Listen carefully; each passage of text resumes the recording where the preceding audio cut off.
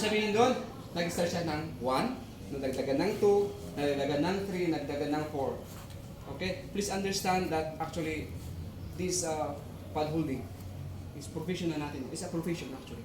So you need to really to learn in practice. Yung ginawa niya kanina is called progression pad holding because 1, okay, pag first time pa kayo na sa kasama, you do for slow motion muna. 1, stop. Yes. 2, okay, 1, 2, sleep.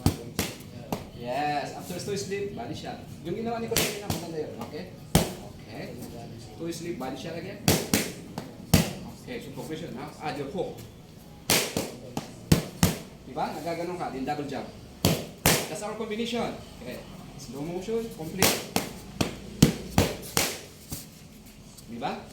Okay, one more time. Slow motion. Sorry.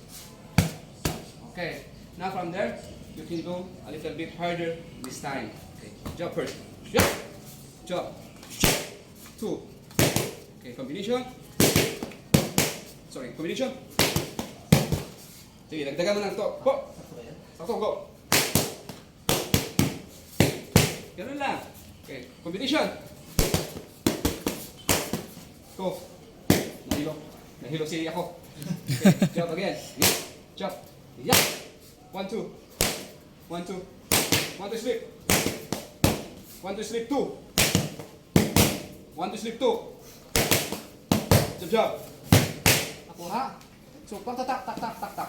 So, be sure, kung maayos yung tinuturuan ninyo, kukuha kayo ng idea sa kanya. Hindi yung dapat mag-fit yung gusto mong ibigay sa kanya. Pero kapag walang-wala talaga siya, as a starter, you need to give